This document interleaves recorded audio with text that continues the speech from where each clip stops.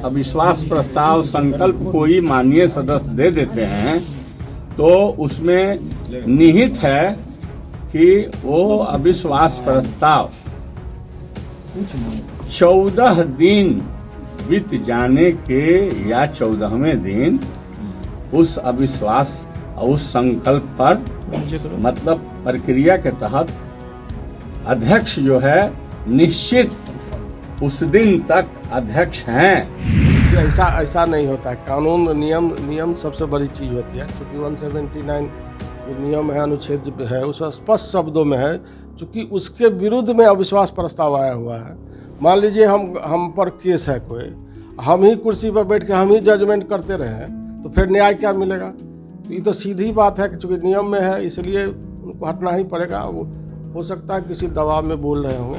हम कह रहे हैं नियमावली की बात कि जो नियमावली में लिखा हुआ है अध्याय 3 में जो विधानसभा के माननीय अध्यक्ष के निर्वाचन की और हटाने की दोनों विधि है एक साथ। तो जो जिस विधि से निर्वाचन किया जाता है उसी विधि से हटाया जाता है। ये किसी के ऊपर कोई किसी के दया पर नहीं अध्यक्ष होते हैं। नमस्कार, मैं हिमांशु, आप देख रहे हैं न्यूज़ पॉइंट से। आगामी 12 फरवरी को बिहार विधानसभा में फ्लोर टेस्ट होना है और इस बीच मौजूदा स्पीकर महोदय ने कहा है कि वो इस्तीफा नहीं देंगे। तो डिप्टी स्पीकर महेश्वर हजारी कहते हैं इस्तीफा तो देना ही पड़ेगा। इस वक्त हमारे साथ बात करने के लिए विधानसभा के पूर्व अध्यक्ष रह चुके हैं उदय नारायण चौधरी। सबसे पहला सवाल ये, क्या आप मानते हैं क्या करना चाहिए मौजूदा स्पीकर महोदय को? मामला है विधानसभा के कार्य संचालन नियमावली का। जो कार्य संचालन नियमावली कहेगी वो होगा। वो तो सीधी सी बात है।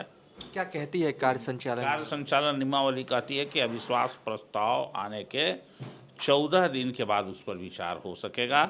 जब 38 माननीय सदस्य सदन में खड़ा होकर के बोल देंगे कि हाँ इस पर विचार हो, तब तो इसमें व्यक्ति का तो कोई सवाल है नहीं।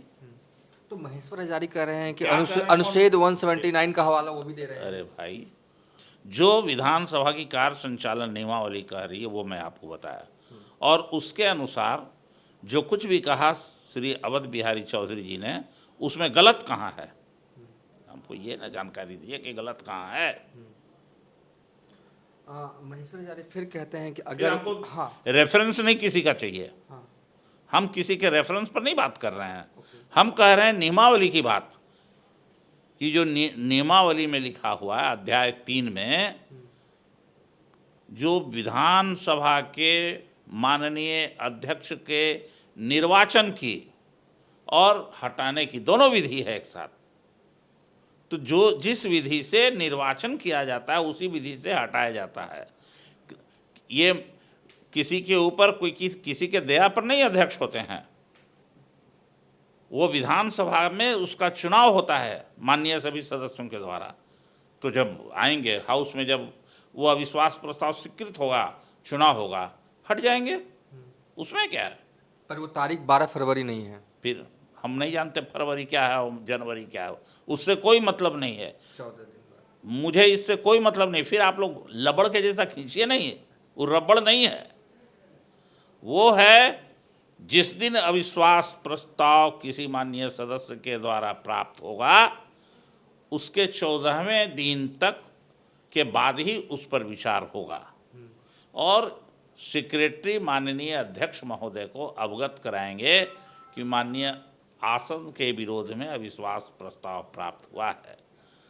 जैसे ही उनको मालूम हो जाएगा 14वें दिन कि अविश्वास प्रस्ताव हमारे यहाँ दिया गया है मेरे आसन के खिलाफ में, तो सदन को बताएंगे अध्यक्ष महोदय चलते सत्र में ही कि एक अविश्वास प्रस्ताव प्राप्त हुआ है हमारे खिलाफ, हमारे नहीं आसन के विरुद्ध में प्राप्त हुआ है हटाने के लिए। अगर उसमें 38 सदस्य खड़ा हो जाएंगे, पूछेंगे हाँ और ना में कि जो इस अविश्वास प्रस्ताव के पक्ष में है वो अपने अपने जगह पर खड़ा हो जाइए। 38 माननीय सदस्य खड़ा हो जाएंगे तो स्वीकृत हो जाएगा। फिर उस पर विचार होगा। विचार होने के समय में सभी दल के जो नेता हैं, सदस्य हैं, 2 मिनट, 4 मिनट, 5 मिनट बोलेंगे अपनी बात को।